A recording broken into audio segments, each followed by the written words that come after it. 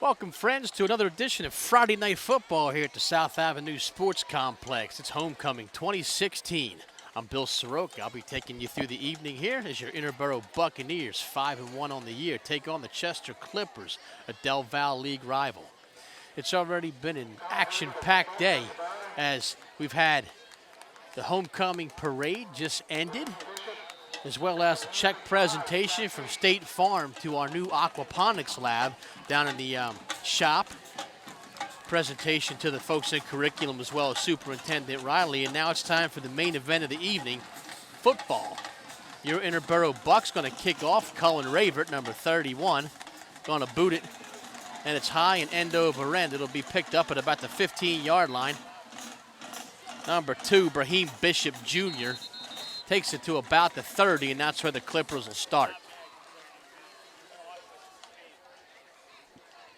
Chester with an impressive win early in the year against those Haverford Fords, who have actually, Haverford's going on to become quite a formidable team, beating Garnet Valley last week. So Chester is no slouch, and this won't, I don't think, be a game where the Bucks can just roll over them, but I suppose you never know. 31 will be the line of scrimmage. Bishop, the kick returner, lines up to the near end as a wide receiver. Jameer Green, number 12, the quarterback, he'll come right out and throws it wide to Bishop, and it'll be a first down at the 42-yard line. Flex coverage by Connor Adams and Khalid Kuyate. So Chester comes right out and throws. Green's pass didn't have a ton of mustard on it, but there was enough of a cushion on Bishop that he could make the catch easily.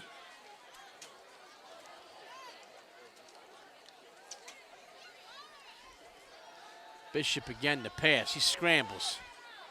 He floats one up, and it's over the head of number 11, Jaleel Karen. It's a 5'6", 145-pound senior, so not a real big guy. That pass is incomplete. Just underway at the South Avenue Sports Complex.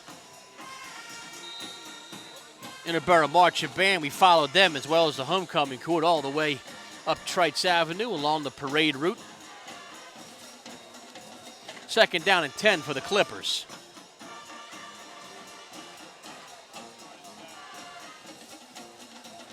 This time it's going to be handed off.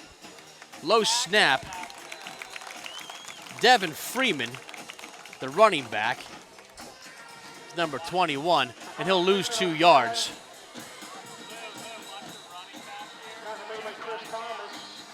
And we have an injured Clipper.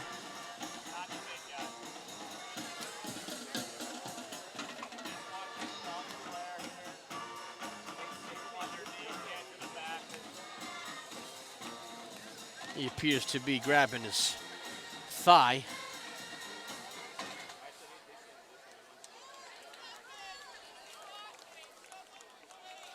Injured player is Aaron Robinson, a 6'2", 260-pound senior offensive lineman.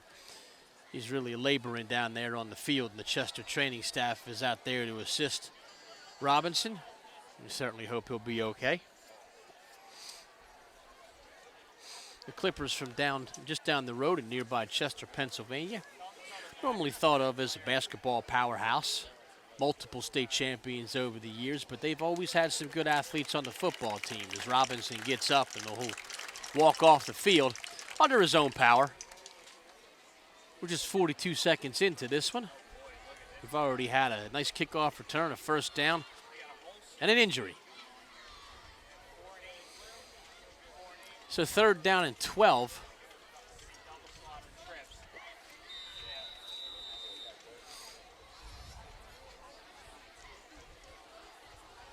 Ball at the 41.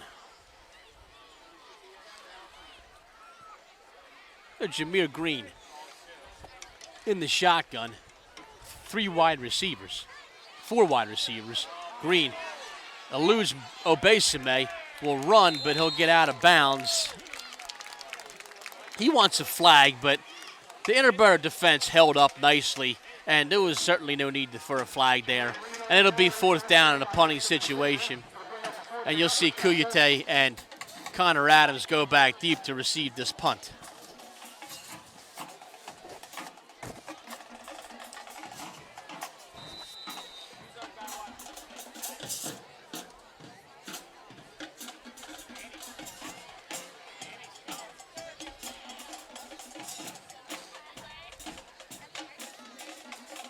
And Green will punt that too. And he'll get a high bounce, and Connor Adams will take it. Risky venture by Adams as he's hit as soon as he grabs it and brought down at the 24-yard line. So not a great punt return.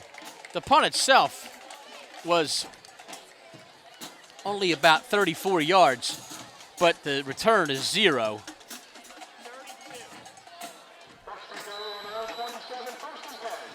They'll give him the spot where he initially caught the ball to the 27-yard line, and Nate Murtha and the Bucks offense will take over from there. Joe Forte and Chris Thomas, the backs as always. Murtha rolls out and he's going to pass. Looking for Adams, and he's got him. 1st down.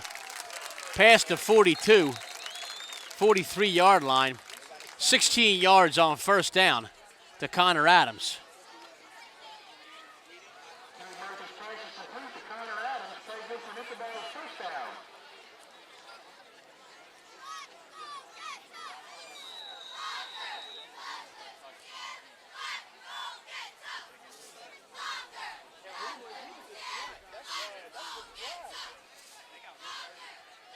First down carry going to go to Chris Thomas.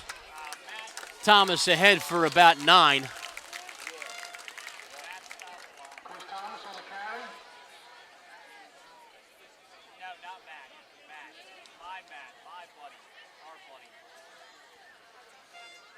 So 2nd down and 1, crossing the midfield stripe, ball at the 49-yard line.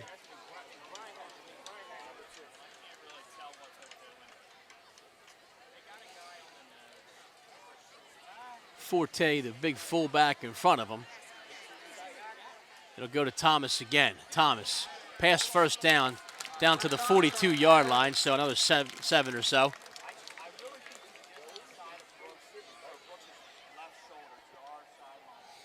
The 2 running backs and the quarterback to all sit together at the same lunch table, as a lot of the football players do. You see them joking around and slapping and throwing water at each other every day, like kids will do. And no different today. Quite a festive atmosphere around school because of homecoming. Chester jumps off sides. A 5-yard penalty. It'll make it 1st and 5.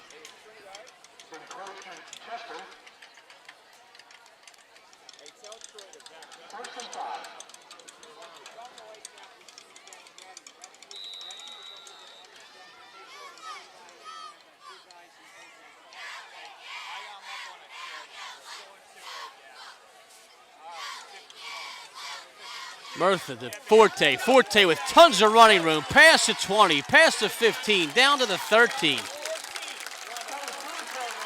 A simple fullback dive, and Forte gets all the way down to the 13-yard line. 29 on the carry for Joe Forte.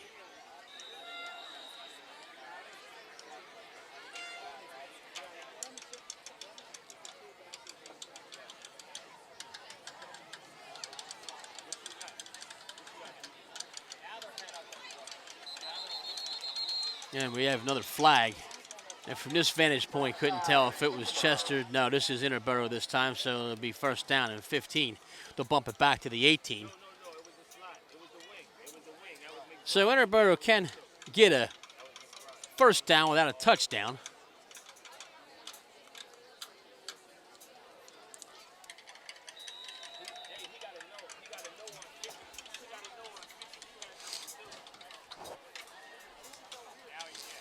The Sands wide receiver all the way out to the far end of your screen. It goes to Thomas again. Thomas gets inside the 10, down close to the 5-yard line, about the 6. The 2nd down and 3 from the 6-yard line to Thomas for another 12. 3 carries and close to 30 yards on this drive for Chris Thomas and close to 30 for Forte as well. Add that to 12 yards, or 16 yards rather, for Connor Adams on the first play of the game. And that's why it's 1st and goal. Thomas in for a touchdown, a very nonchalant effort on his part. I think he thought the goal line was the 5, but he did get into the end zone. So 6-0 for Interboro, a very easy march down the field for the Bucks.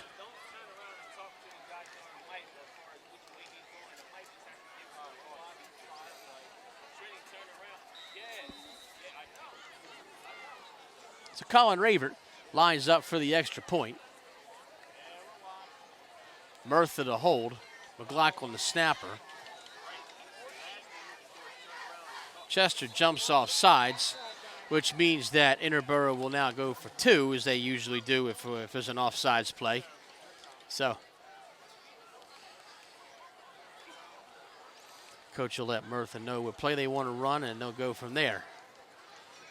Ravert will stay in and move to the tight end position, and they'll go back with the regular I formation.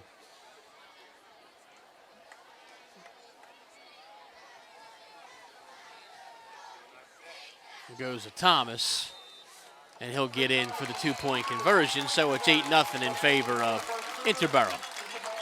So just 4:10 into this contest, and Interboro with a 7-0 lead.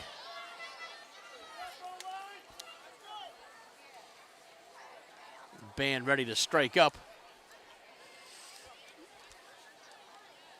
Drum majors Cullen Conmee, Brennan Malloy, and Lauren Oster. Directors Mark Peltz and Friel.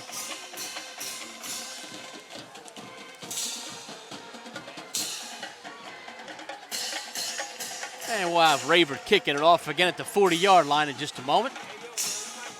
But a good start for Interboro, and it's been a very good day.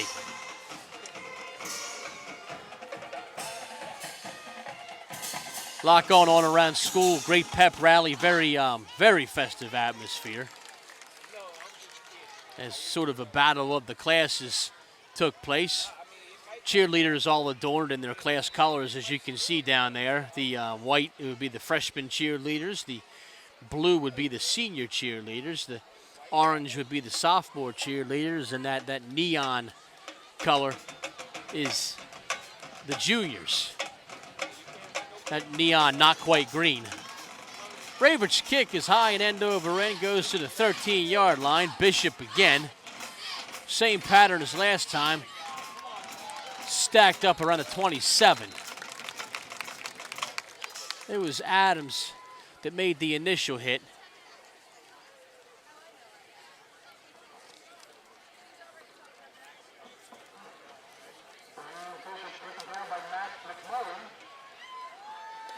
Andrew Grebe also went on the tackle.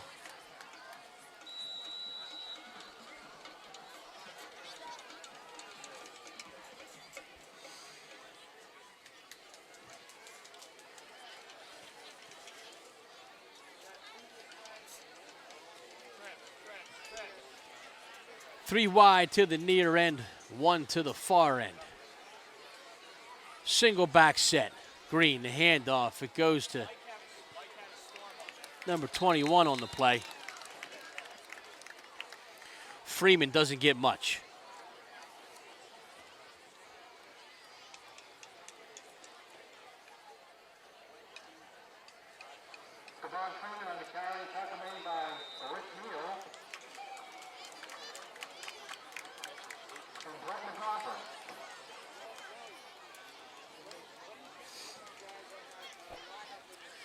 Ricky Neal credit for the tackle. Big sophomore. Same formation for Chester as they go three wide receivers closest to us. This time number 4 goes in motion for the Cliffs. And they're going to hand off on the end around. Jaheed Brown.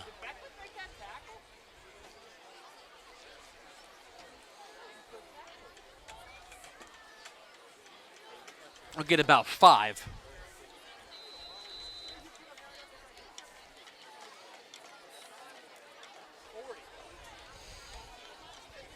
I think public address announcer Eddie Barrar a little shocked by that play. You don't hear any commentary coming out of the booth below us. 3rd down. This time they go with a wide receiver screen. Read very nicely by Kuyate. The ball was caught by Brahim Bishop, but Kuyate grabbed a hold of him, read that screen beautifully, and a really nice tackle by number 23, and they'll punt again, we assume.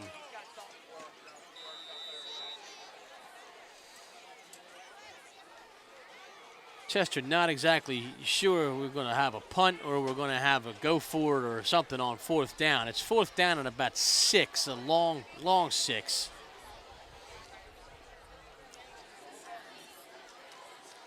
And, I mean, they could very well quick kick out of this formation.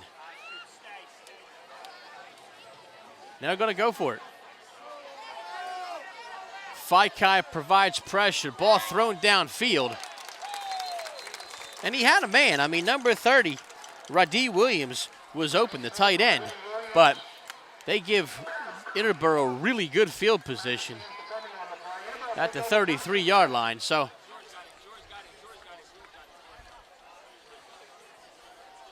hey, listen, it's one of those things, if it works, you look like a genius. If it doesn't, maybe not so much. But Bucks will take that field position down to 33, same as a turnover. And Murtha and the Bucks offense takes over from there.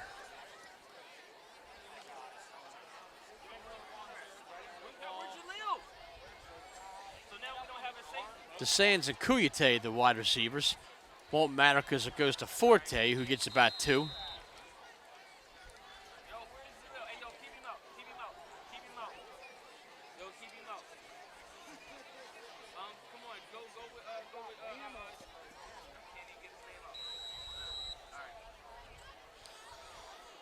Second and 7. Ball on the 30-yard line, so Forte given credit for 3 yards. The assistant athletic director, Joe Barrett, up here as well to join the party. Chris Thomas drugged down for a 3-yard loss and apparently hurt himself in the process. Guy slow getting up is Jaleel Seals. So it'll be 3rd down and 10 after the turnover. I don't know if Joe Barrett knows he's driving during halftime or if he's equipped to do that or if he's up here to see if I'm the one driving, but I drove over, and I tell you, that one street, not easy to navigate. Yeah. Okay. So Chris Thomas down to the 10-yard line. So it sounds like I'll be driving during halftime. That's quite all right. As you go under 4 minutes to go in quarter number 1, Chris Thomas with a nice about 21 yards. The ball would be spotted actually to 12, so it's more like a 20-yard run for Chris Thomas, but he's piling up the yards quite nicely.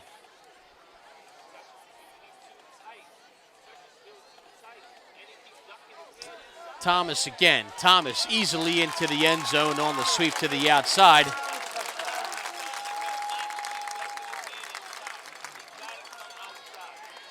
So with 3:29 to go, it's 14-0 in favor of the Bucks.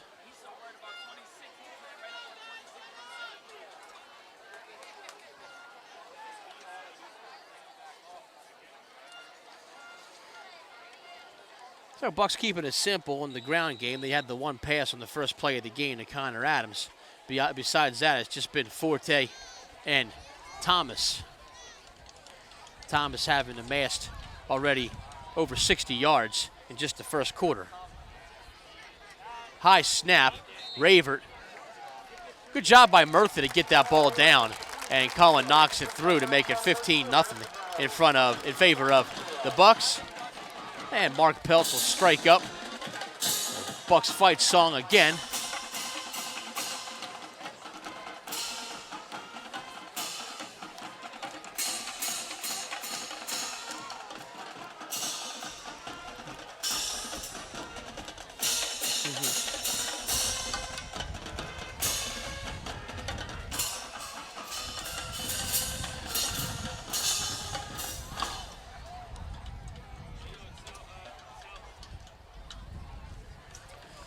About 3:29 to go. It's 15-0. Raver will kick off from the 40-yard line.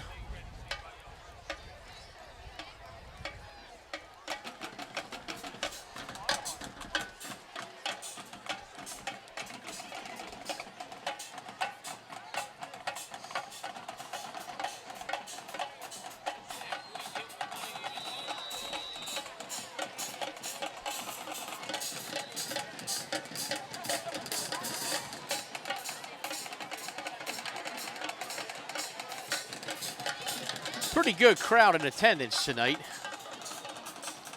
Lots of members of the various class congresses here on homecoming business. Also, parents of the people, the homecoming court. Connor Adams brings down the man at the 30-yard line. That's number 8, Lahir McBride.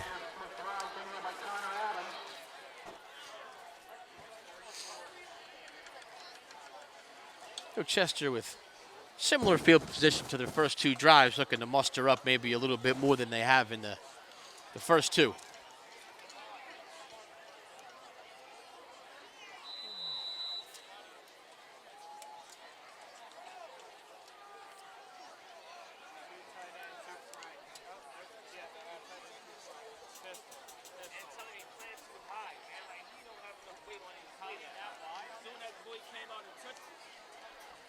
We'll go with the run on first down with Freeman.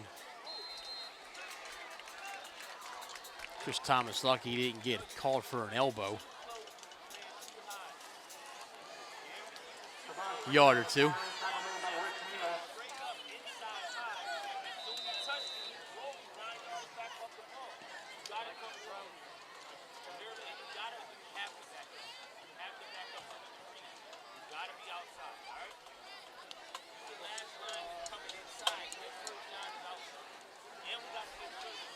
Two wide receivers,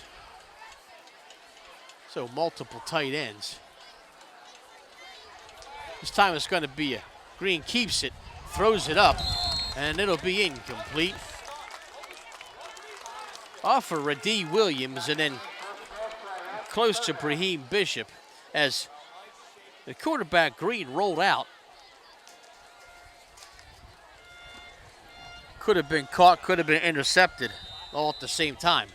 3rd down and 9 is the end result.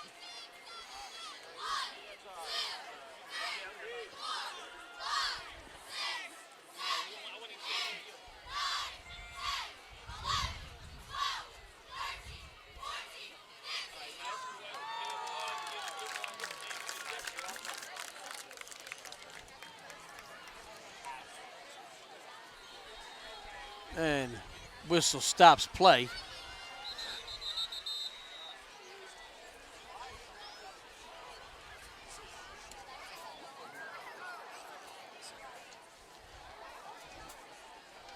Roof. Absolutely. I could go further, like 20 feet up. That might be my limit, though. My limit.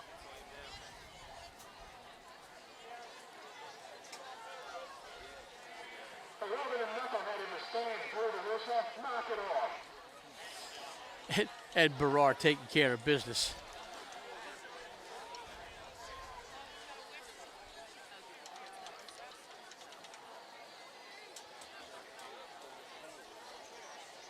Here comes Sean Conti. So basically whenever there's any malfeasance in the crowd, Sean Conti works his way up into the crowd, and usually it stops shortly after that. It's quite a purposeful walk, more so than usual. Obesame, pressure from the outside. Green eludes it. Green will run, slides, but there's a flag on the play, so we'll see. So that 3rd down and 9, that's about 2 yards, but they call a hold, I believe.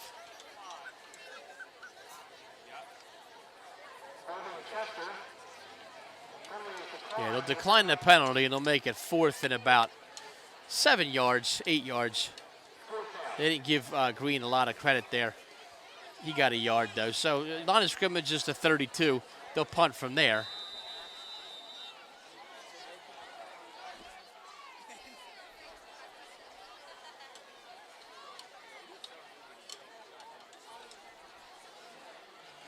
So high snap, Green punts. Goes towards Kuyate. He'll go towards the road bench. Gets out over the 50. Actually not all in all a bad run.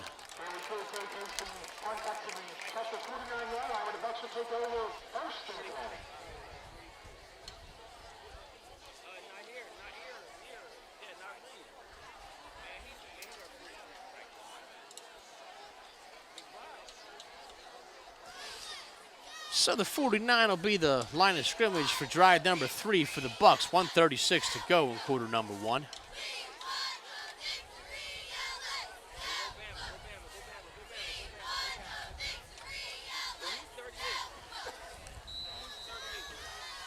Murtha and the offense set to take over from there.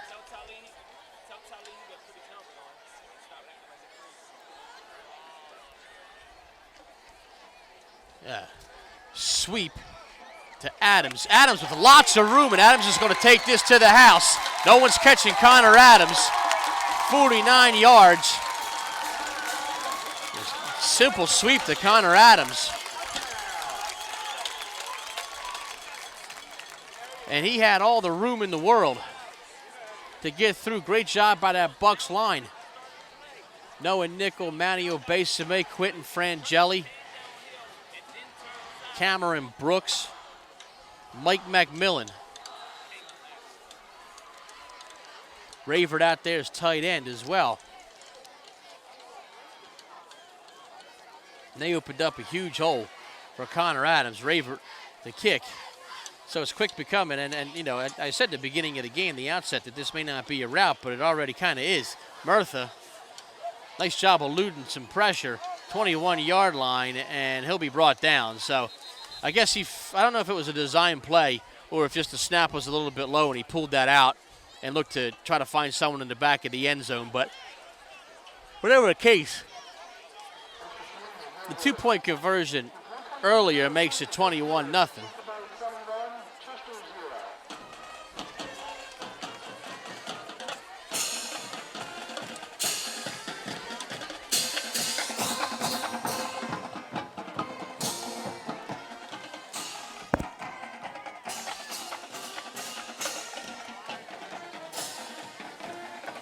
So this is how the game's going so far. Interboro kicks off. Quick stoppage. Bucks touchdown. Interboro kicks off. Quick stoppage. Bucks touchdown.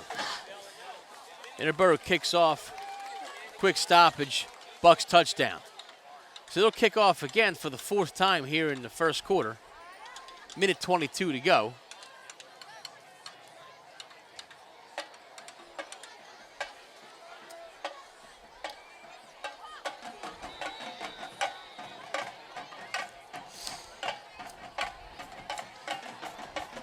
But once they get up 3 touchdowns, back of my mind, actually the front of my mind, I always start talking about that running clock in the second half, especially with as long as day as it's been the last couple of days. We had a full day of school yesterday, then back to school night, day of school today, getting ready for the parade.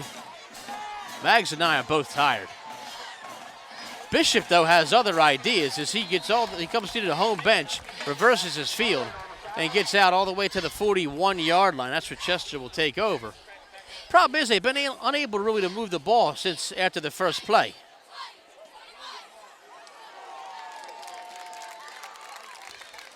So Green in the Chester Clippers offense with a minute 7 to go in quarter 1.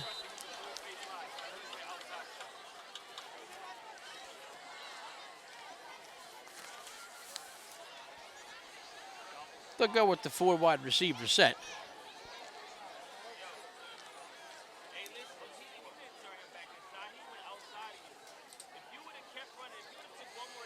Green in the pocket, steps outside the pocket, and overshoots.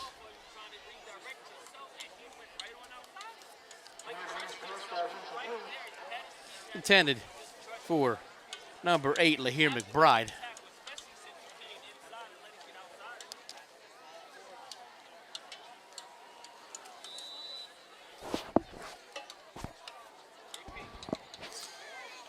We'll have quite the halftime spectacular for you. Got the marching band going to play their set. Going to have the presentation of floats. Going to have the homecoming court. All that within 20 minutes, I guess. Low snap. Green will keep it himself. Obesame grabs him by his shoelaces. Not after he gets a yard, though. Another 3rd down and 9.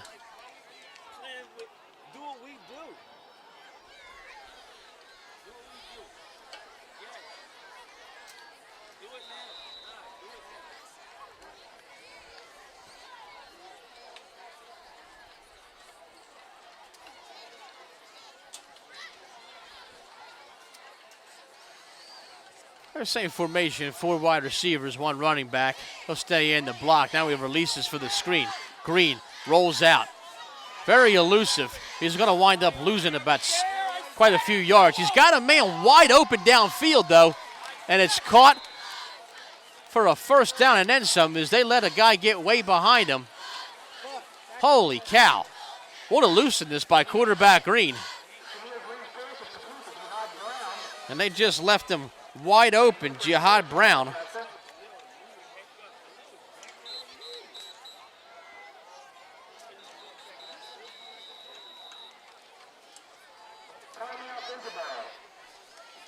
So D-Rock will call timeout with 7 seconds left in the quarter because that's what D-Rock does.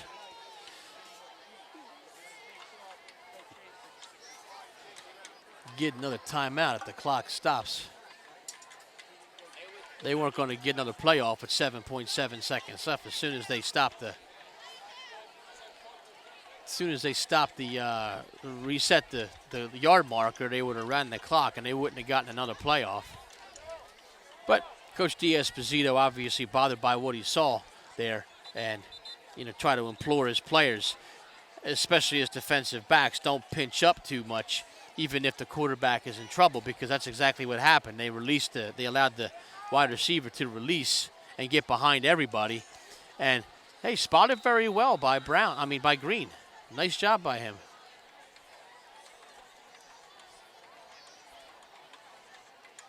This time it's Freeman. Obesame on the final play of quarter number 1.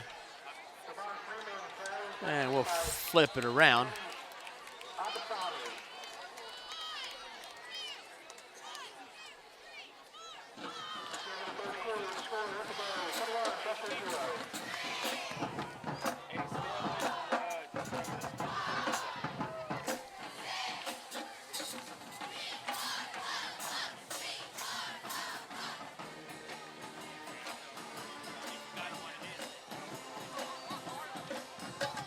So 21-0, but Chester driving. Really on the strength of one big play.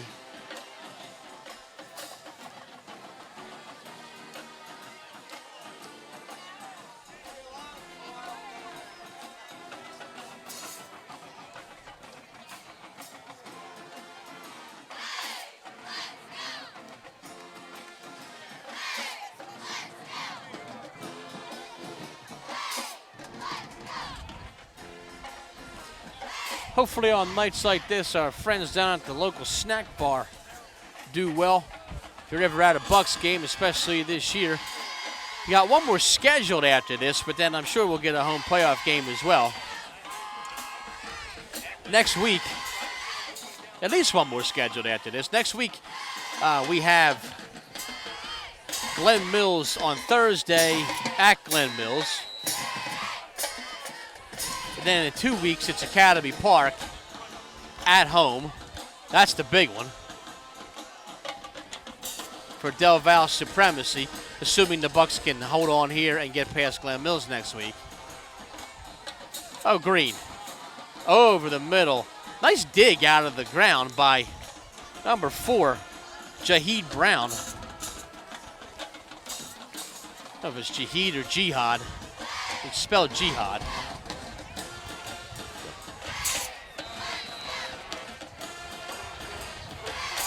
So it'll be 3rd down and 3.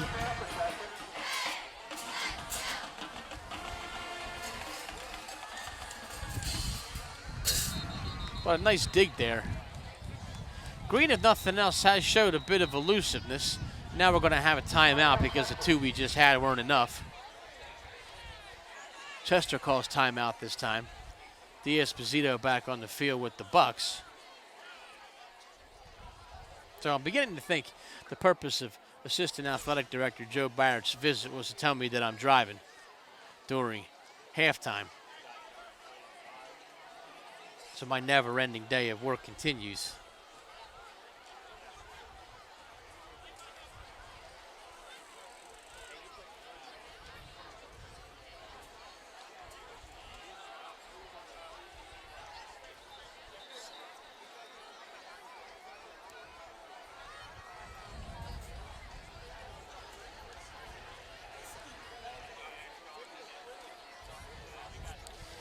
So Chester looks like they're finishing up their conversation.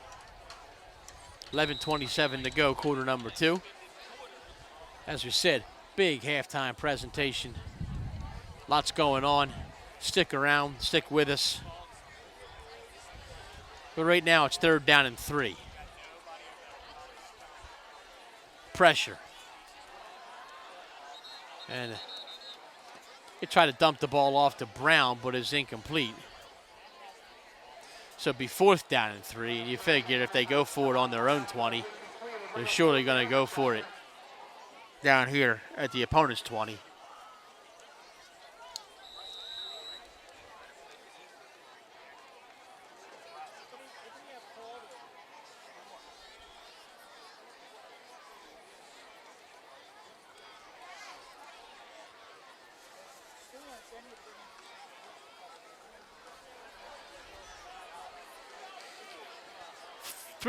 Four wide receivers, and the ball thrown behind, so Bucks will take over on downs.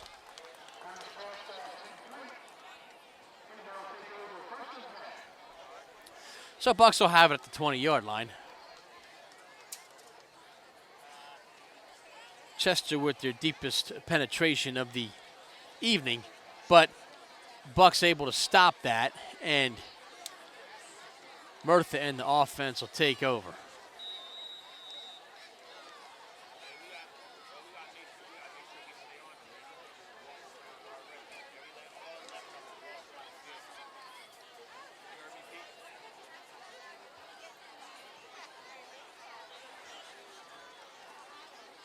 Thomas on 1st down.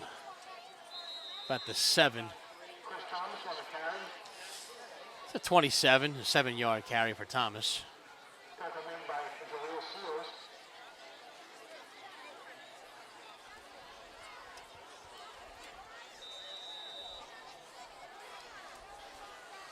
Bucks band filing out.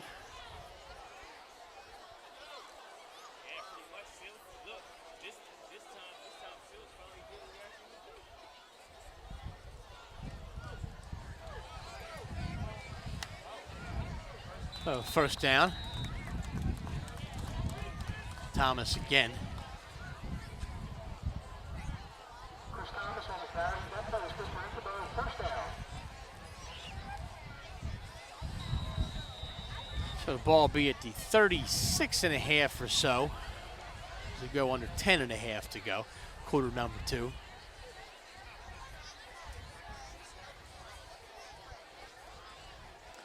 Bucks ground game just looking to grind it out and take it as far down the field as they can. Forte this time. Forte with tons of room.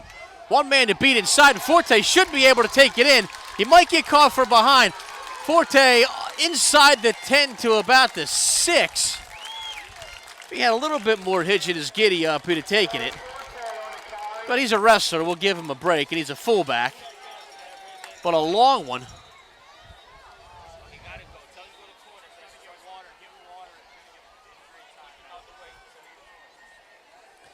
About 57 on the carry for Forte. He's really had a couple of long ones tonight. Chester player down.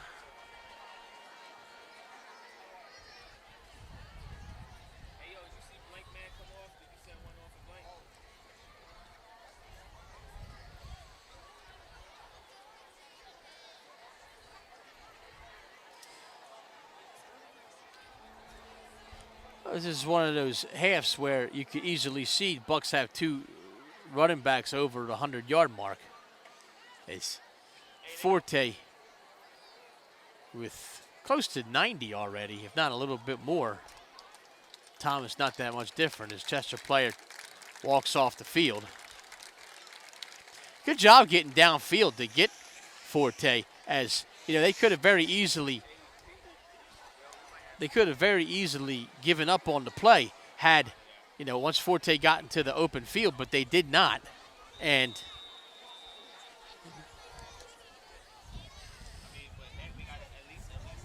so first and goal from the 6 with 9:50.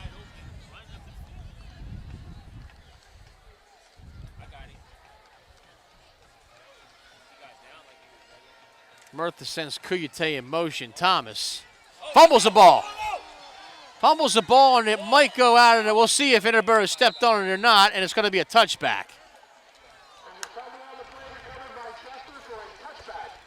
So Chester does get it. McMillan, I thought, had a shot at it, but those Chester players a little bit faster, a little bit more mobile, and they were able to fall on top of it, and it could have had one of those rare lineman touchdowns. As Chris Thomas was ready to go into the end zone for his third, and ball popped out. And I guess if there's just one thing that Thomas, you know, does wrong, and he doesn't do much wrong on a football field, it's he does have a propensity to fumble.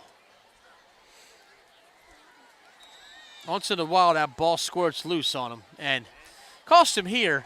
You know, not in the sense, you know, that Chester not given great field position, but you know, Interboro probably wants to jump out and maybe even get this to a running clock situation, because it's a short week for them. They come back on Thursday. Green with a screen pass to Brown. They'll get about 3.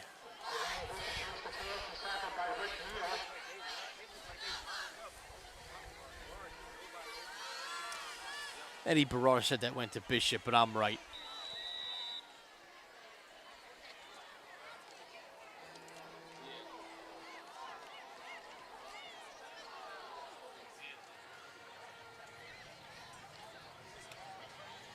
Two wide receivers far, 3 wide receivers far, 1 near.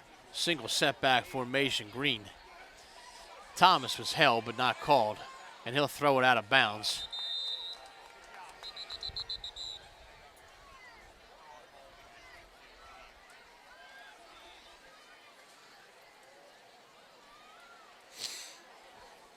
So second down and 8, third and 8 rather.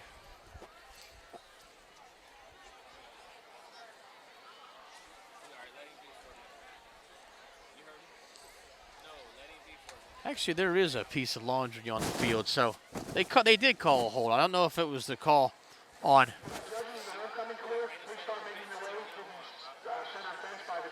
But they accepted that penalty, and that'll take them back to the 9-yard line.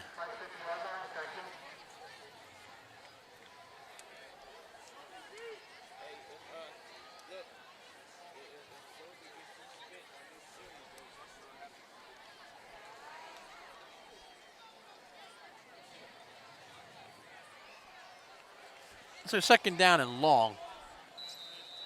Second down and about 20. 4 wide receivers this time. Faikai looks to apply pressure. Obesime.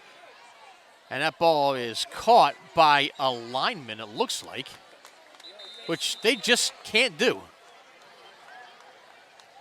The ball was caught by a lineman, and you know, good hands for a lineman. But Rashawn Archer is not an eligible receiver. That's the problem, and that will be a loss of down, I believe, and a penalty. I don't know that I've seen that. Not only did he throw it to a lineman, the lineman turned around and caught it. Like he meant to catch it. I mean, the play for Archer actually is to just knock that ball down.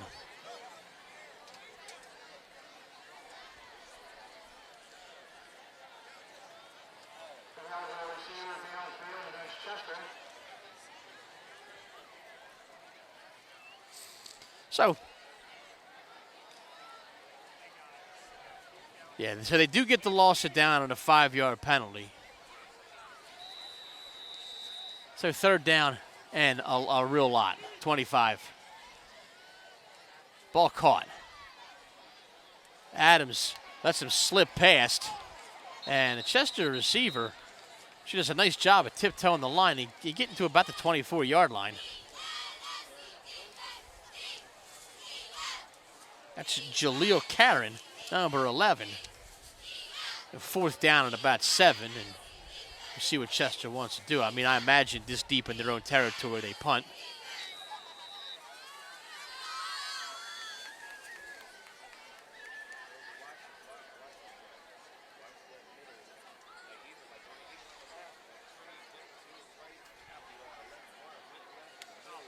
Well, no desire to punt. 4 wide receivers. Over the middle and incomplete. Hit the Sands in the thigh. So another interesting call there, going for it on their 25-yard line. But Interboro, good field position again. So Interboro gifted Chester the ball back, and Chester pretty much gifts it back to Interboro. I mean,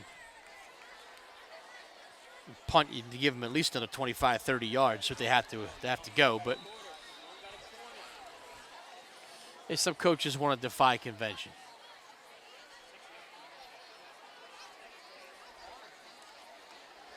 Forte, the fullback, Thomas, the tailback. It goes to Forte. Forte bounces off a tackler and gets about 7 or 8.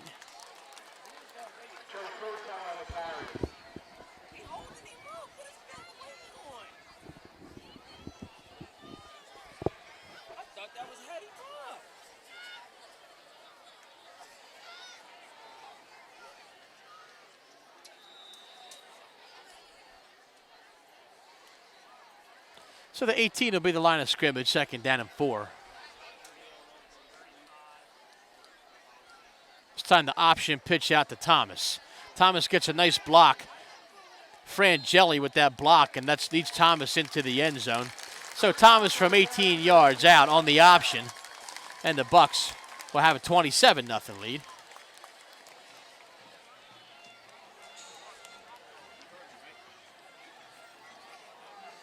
Katie Mag says, quick, let me text my friends. It's 27-0 Bucks.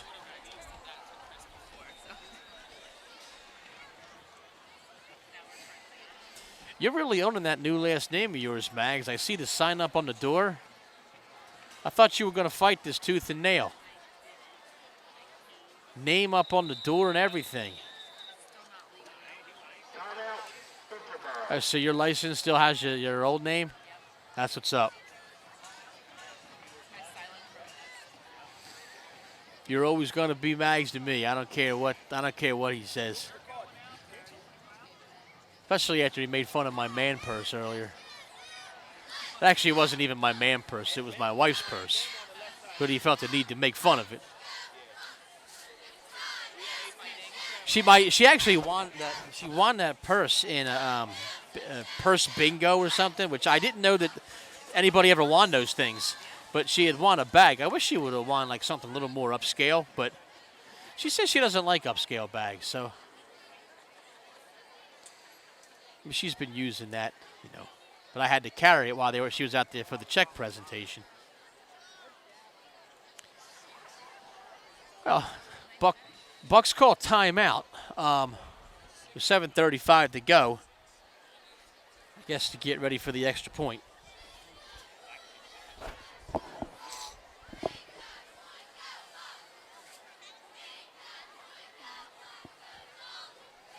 Chester jump not called.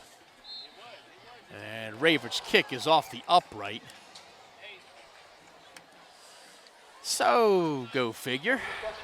That point is so huge right now.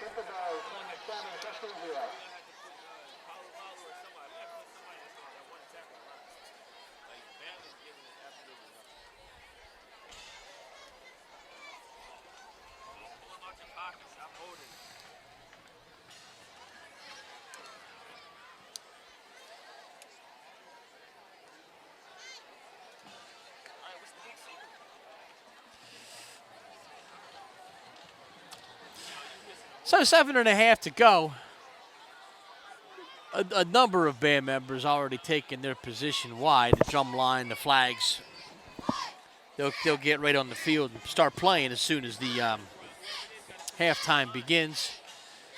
I guess we will make our way over to drive around the track, which I believe it or not, I have never done. I have never driven around the track. I drove my Jeep when I used to have one on the baseball field a few times and did some donuts, much to the chagrin of Chuck and John. But I've never actually driven on the track. This is the first time in a long time they're allowing us to drive on the track. Also much to the chagrin of Chuck and John. But the track is going to be just fine. Ravert's kick is, and that is going to be a flag. Forte with a little unnecessary roughness. Remember, in high school, once the guy's down, it's not like the pros where you can get up until he's touched. So,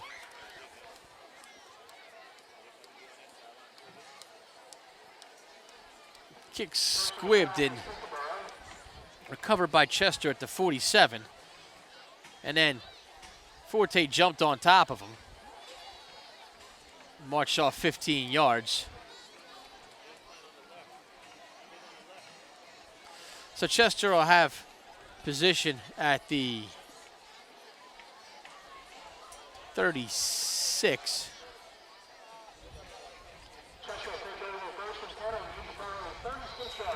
So good field position for them. And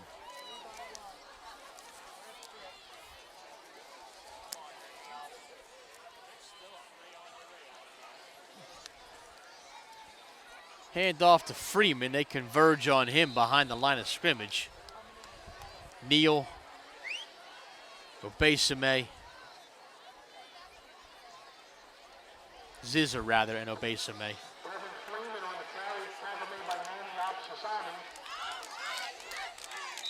And which Eddie Barar's Nigerian is not very good.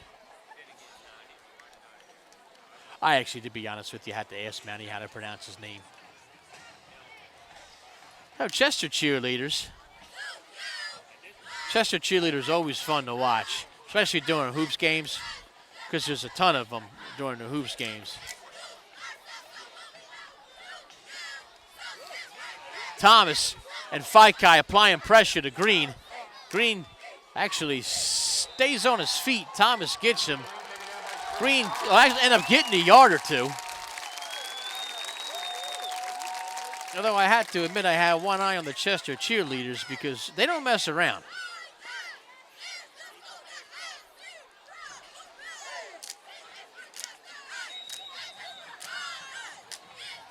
My favorite's the Chester train, but they don't do that, I don't think, during football. I think the Chester train is just during basketball season. And great applause by the Interboro faithful. It's always kind of up in the air as to how the opposing cheerleaders are going to be treated, but all class tonight.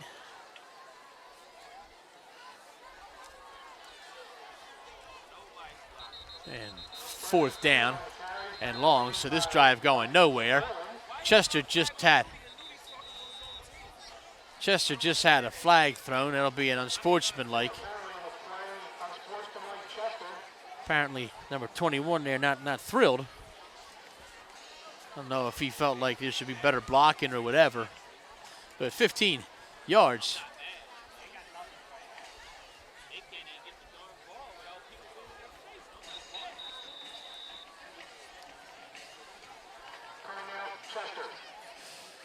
So Chester calls timeout after the unsportsmanlike too, so they will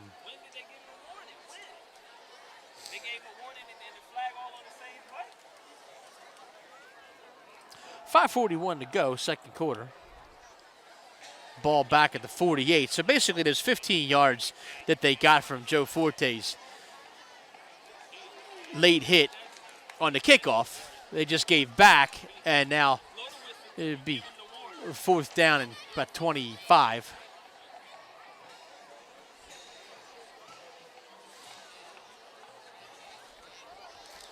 I guess you really never know what was said down there either. I mean, you know, he could have dropped a couple of hard F-bombs, and sometimes that merits a 15-yarder.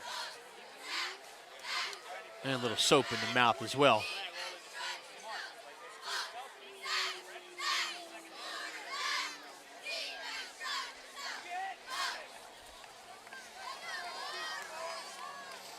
So 4th and 25, and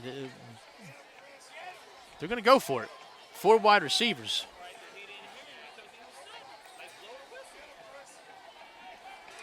Green brought down by the jersey of Zizza, and Bucks will take over at the 45-yard line or so, 46.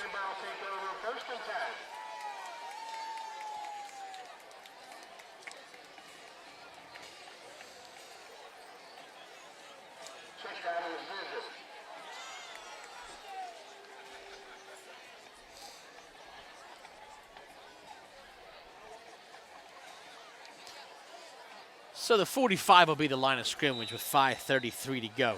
Quarter number 2.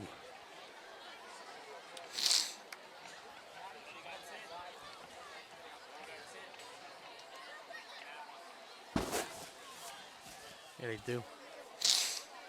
Murtha outside to Kuyate.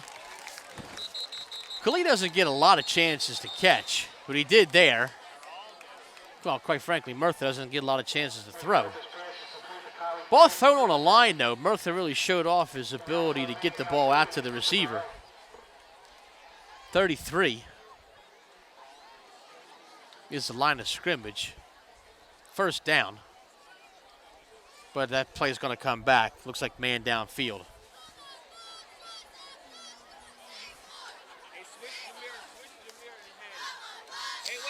So that catch by Kuyate never happened.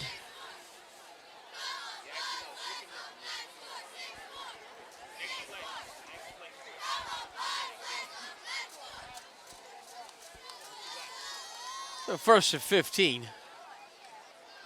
Connor Adams on the sweep. Great drive block by Colin Ravert. Really nice block by Ravert, who just grabbed onto his guy and pushed him about 10 yards downfield. And that really enables Connor Adams to get 25 on the play.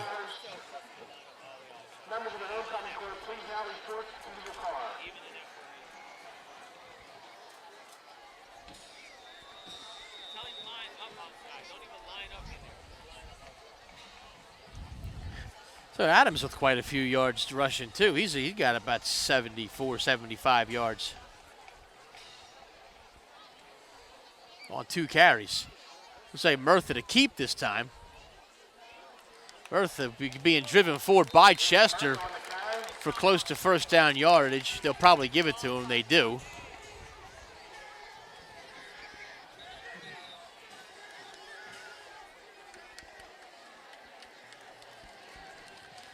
Well, Murtha has to come out for a play because his helmet came off. So Jared Dell, quarterback, either that or the Bucks will have to call a timeout. So Jared will go in and probably hand the ball off to either Thomas or Forte. Not likely to bring the guy Green off the bench and let him throw it.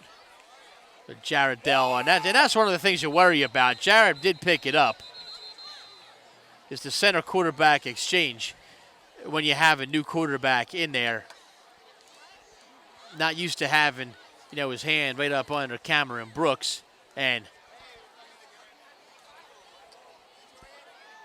uncomfortable spot, but Jared did pick it up, and no yardage loss, just a down loss, so it's 2nd down and 10.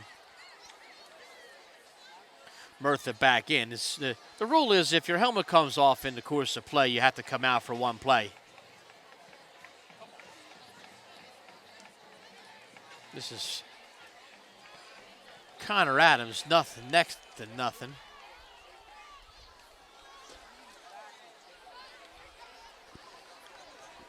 Third down and 14. He loses a few. Will all the judges please report to the track? Will all the judges for the horn bunting please report to the track at this time? Thank you.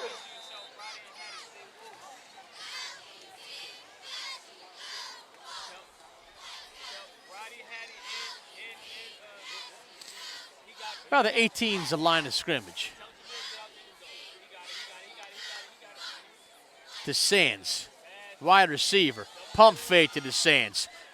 And it's there, and if DeSands gets his feet in for the touchdown, a great job by Matt DeSands, and a well-thrown ball by Nate Murtha, who really laid it out where it needed to be.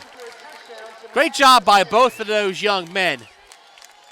And DeSands, very calmly brought it in, got his feet down, tucked inside the pylon, and it's 33-0 in favor of the Bucks.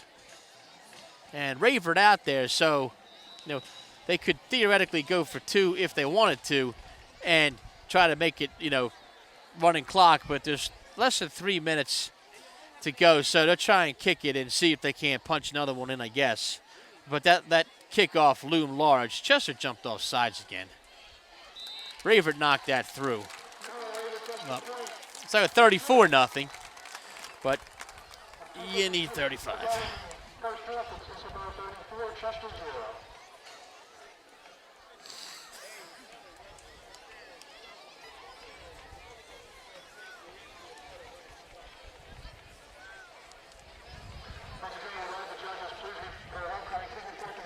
I consider wearing pants tonight for the first time all season.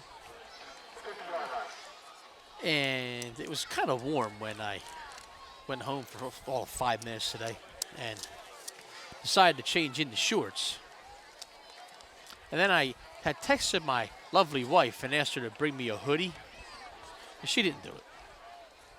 She did, however, bring my phone and coffee to me today, which I thought was awfully nice at work. So she's 1 for 2 on the day. But I couldn't even ask her to bring the phone and coffee, so that was unsolicited because I couldn't text her because I didn't have my phone. So, yes, did that one on her own. Thanks, Max. Excellent drop in, Monty.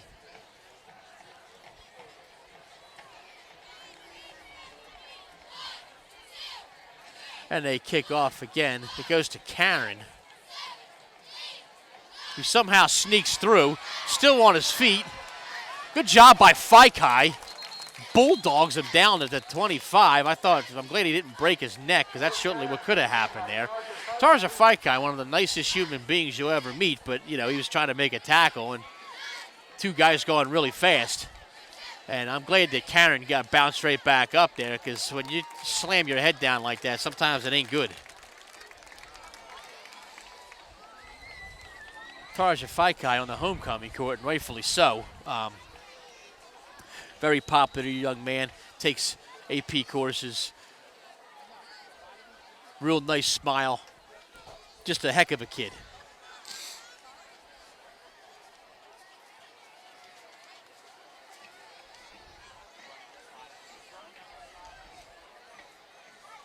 Agreed.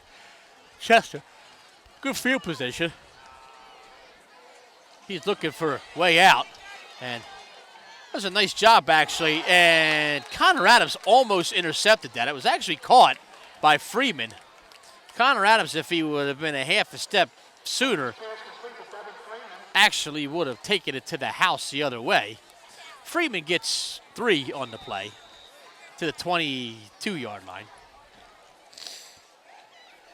A lot going on in that play. I got to hand it to Greed, man. He runs away with the best of them and is able to, buy his wide receivers some time. He's a tough guy to get.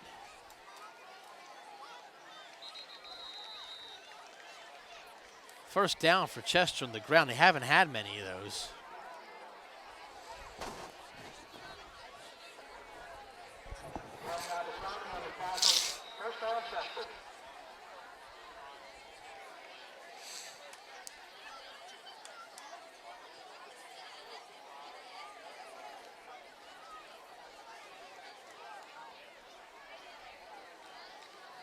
So a minute 35 and ticking.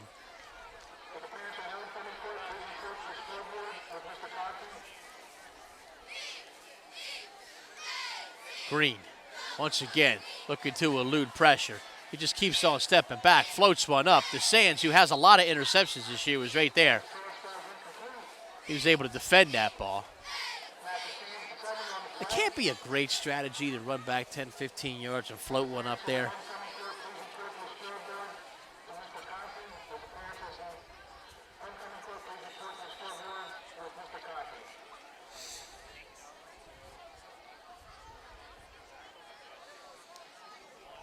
I wonder if they're not going to walk the homecoming court out this time across the field.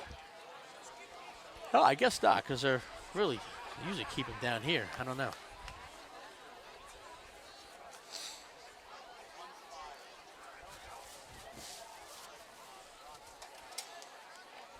Second down. Freeman.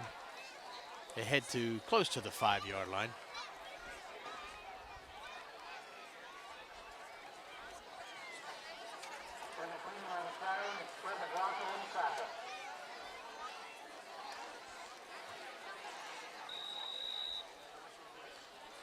So third down.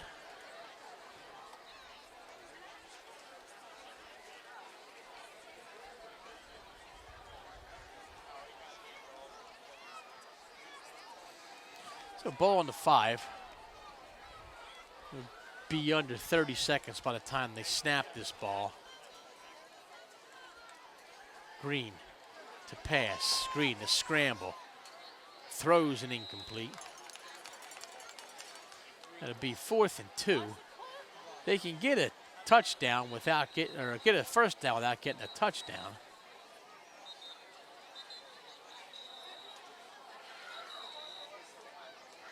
Chester calls timeout, which they probably should have done 20 seconds ago. Timeout, Chester.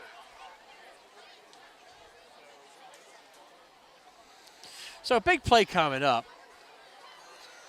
As you know, Chester, I'm sure, wants to try to get one in the end zone. Get some points on the board.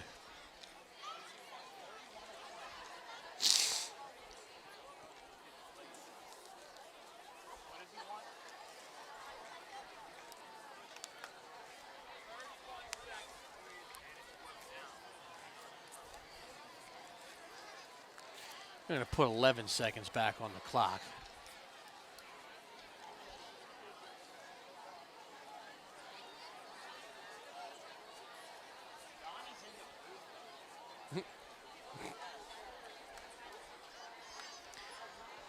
Maybe they're not.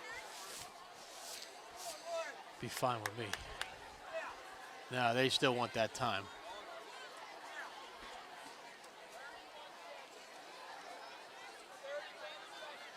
It shouldn't be 31 seconds because the clock, it was under 30 when they snapped it, and then they ran a play. So I don't know where they come up with 31 seconds. It should be about 26 or 27. Guys can't even count.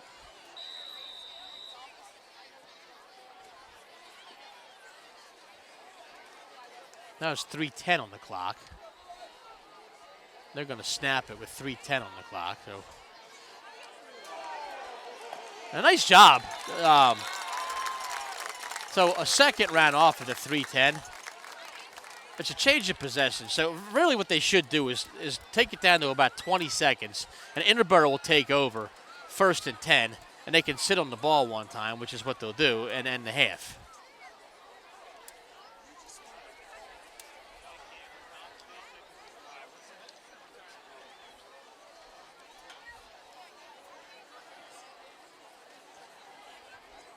Good stick on defense by Interboro.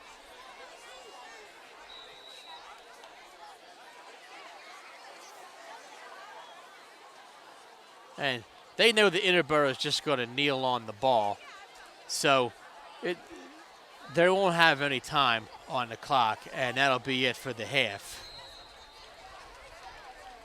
So stay tuned for the halftime festivities. I got to go do my job down here, and I'll be back for the third quarter. Take care.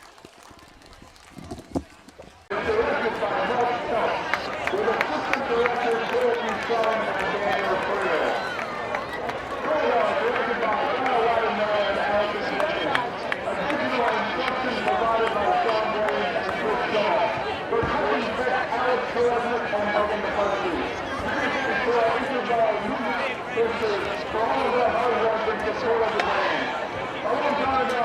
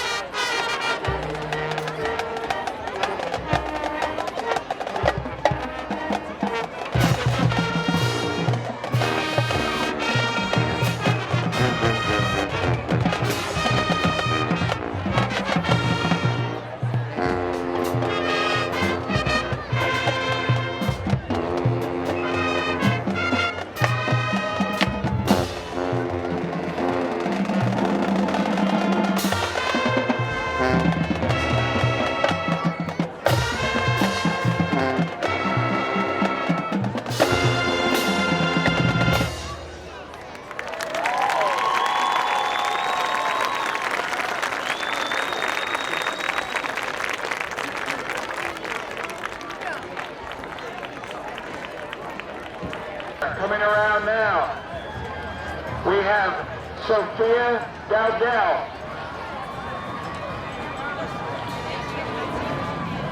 Sophia, when she gets to the 50-yard line, will be escorted by her parents, Dottie and Mike Dowdell. Sophia is on student council, class congress, and is a cheerleader. Her future goals are to become a nurse, get married, raise a family, including a puppy. Also in car 1, we have Miss Sarah Malone. She will be escorted by her parents, Mary Beth and Brian Malone. Sarah is the captain of the cheerleading squad, student council secretary, and is a freshman mentor. She wants to be famous, but in the slight chance that doesn't work out, she will go to college and study communication. Probably a good backup plan, Sarah. Also in that car, we have Miss Claudia Waleska. She will be escorted by her parents, Annetta and Slavik Waleska. She is a National Honor Society. She is vice president of student council, a volleyball player, and in charge of our freshman mentor program. Claudia Huxley has Interboro University, majored in biology and worked in the medical field.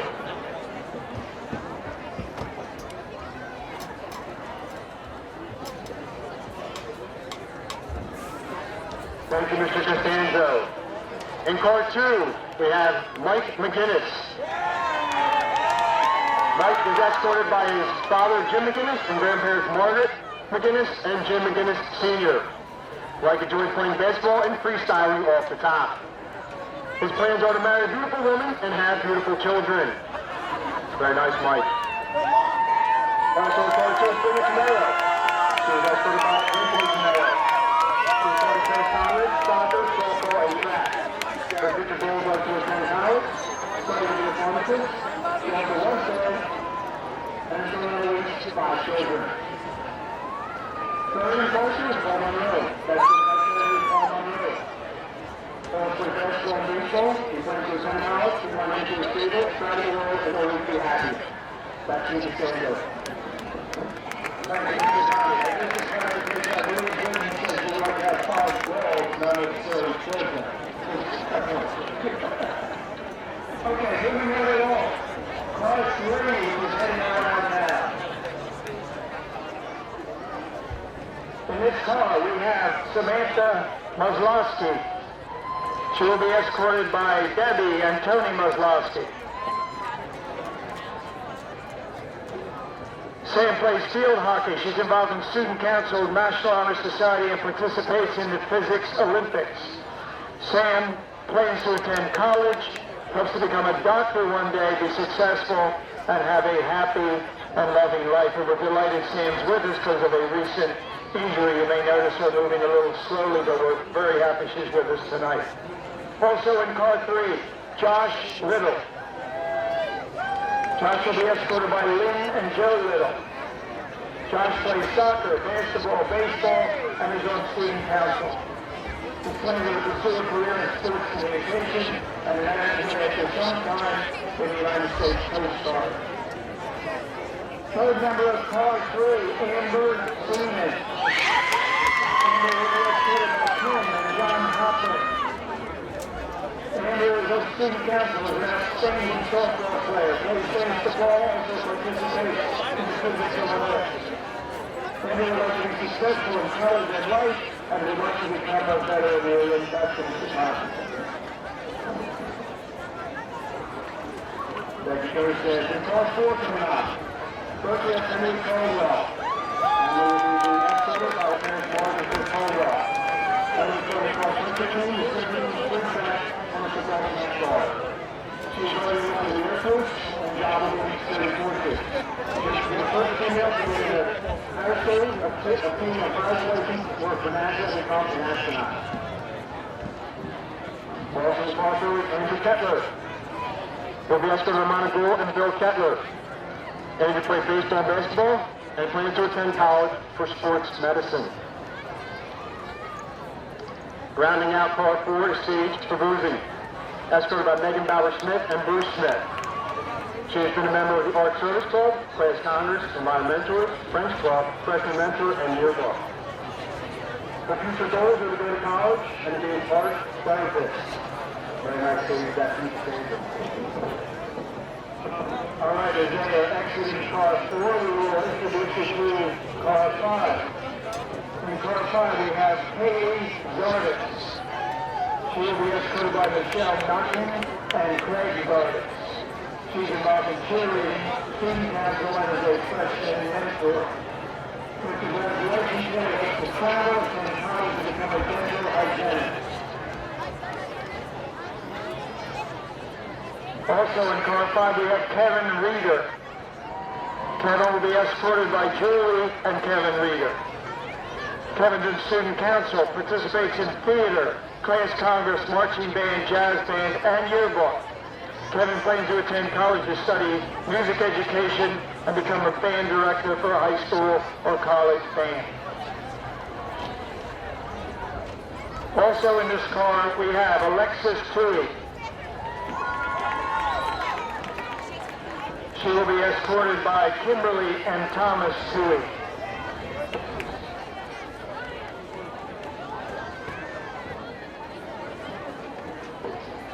Alexis is involved in class congress, marching band, select choirs, theater, yearbook, and the Greater Philadelphia Catholic Program.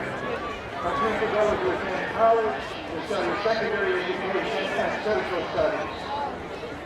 Finally, in car 5, we have Mr. Brian Barker, who will be escorted by his parents, Marie and Pat Barker.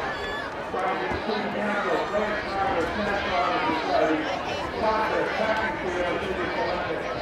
Brian wants to attend college and see his majors in accounting and finance, become a successful businessman, go back to college, and become a teacher. That's why we also have some football players who are not on the field at the moment, although they were earlier, of course, and their friends will represent their actions to come. This is going good. Our football players first are Jorge Magat. He's being represented by his mother, who likes to lead. Jorge played baseball, he's been in anime club, ski club, and obviously football. He plans to change the world, become a millionaire, retire his mom and grandmother, and buy them both a mansion. Also, we have Christopher Thomas. Christopher is represented by Michelle Field and James Thomas. We have a football team and also have a student council. He's going to go to the NFL. That's a point to be a radiologist. Next is Jeff Galaccio. We can represent by the name of Jeff Galaccio. We play football, baseball, and basketball. We're going to go to the college for the military,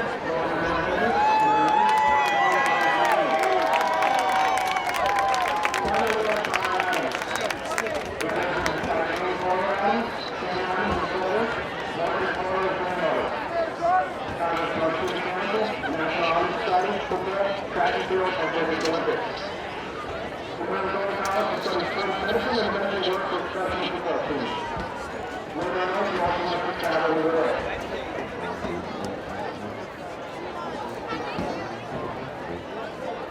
All right, folks.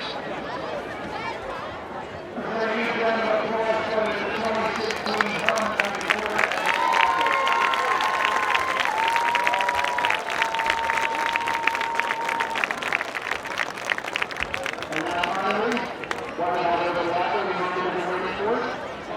The 2016 King and Queen will be announced tomorrow night at the dance. Make sure you're there.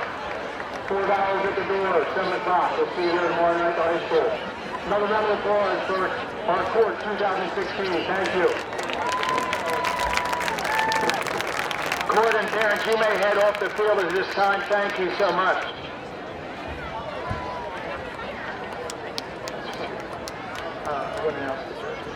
Next, we will have the floats come by for our various classes. We have a distinguished panel of judges, as always, and Mr. Conti will introduce those folks. Thank you, Mr. Costanzo. First, we have our school board president, William Phelps. We have the mayor of Prospect Park, Jeff Harris. Mayor of Newwood, Mr. James Costello. Our honorary judge and our football announcer, Ed Baror. And school board member Justin Chavone. Thank you all for being here tonight and judging our contest.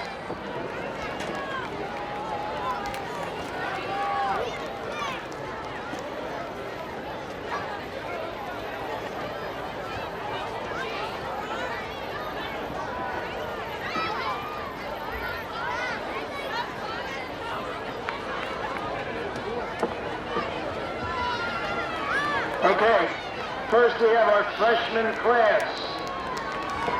Their theme is the Walking Freshman. Their advisors are Jeff Webb and Frankie Rodea. Here they come. Please give a huge round of applause to our freshmen as they go by our judging panel.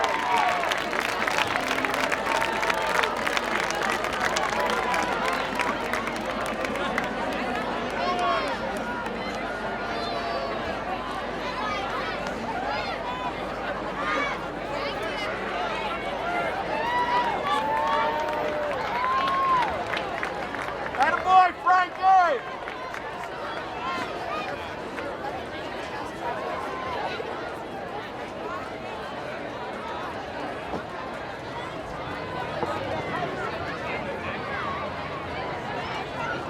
Our next class coming up in the orange is our sophomore class. Their class advisors are Mr. Barrett and Mr. Soroka. Their theme this year is Flying into the Future. Looking good, 10th graders.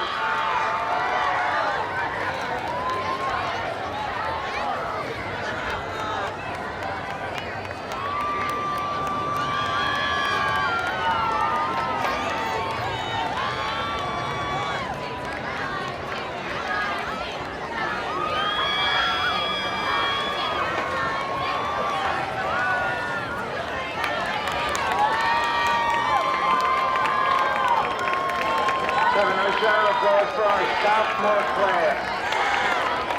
It appears that every kid in the class is involved in the parade.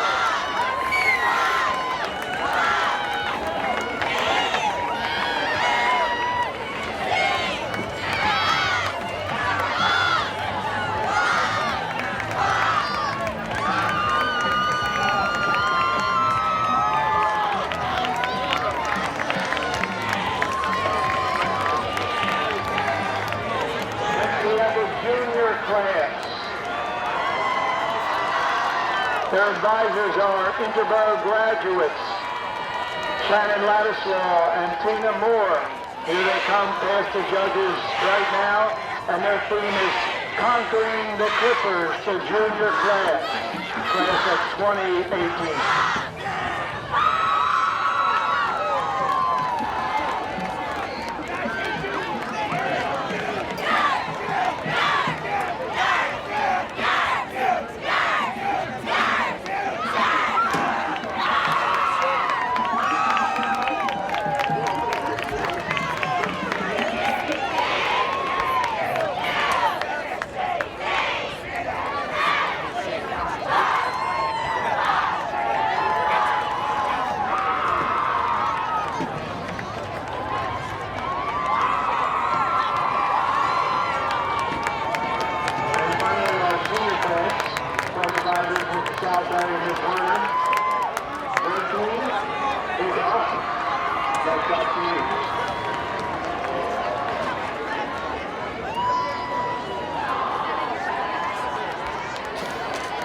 We would like to thank all of our classes and advisors for their involvement and let you know that the judging will be based on creativity, organization, theme, originality, and artistic coordination.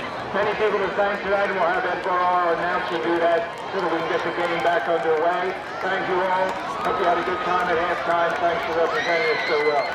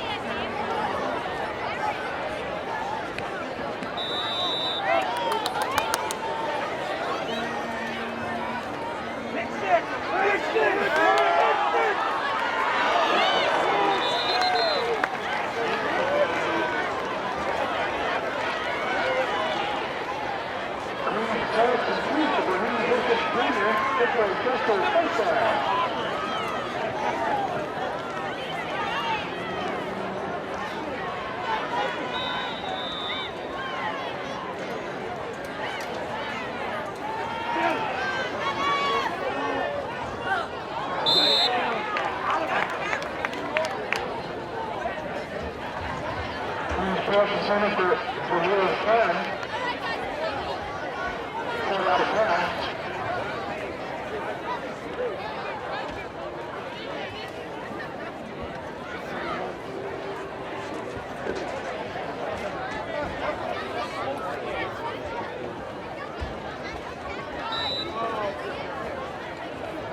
Start hiring the start car and help hiring some start cars.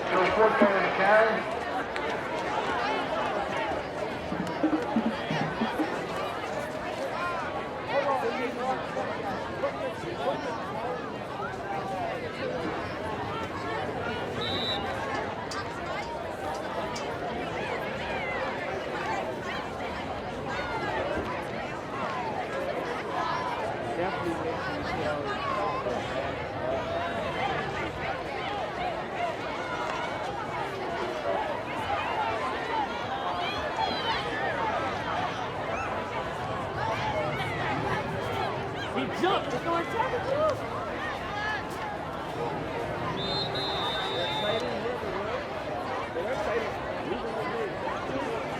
First 4 second on the carry.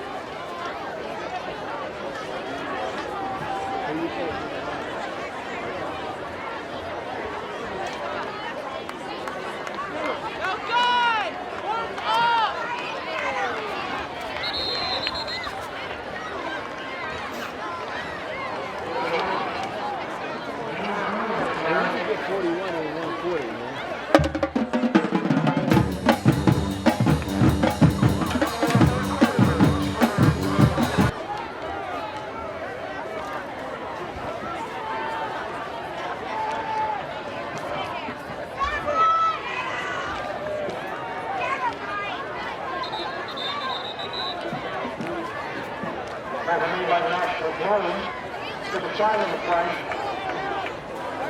Holding against Chester.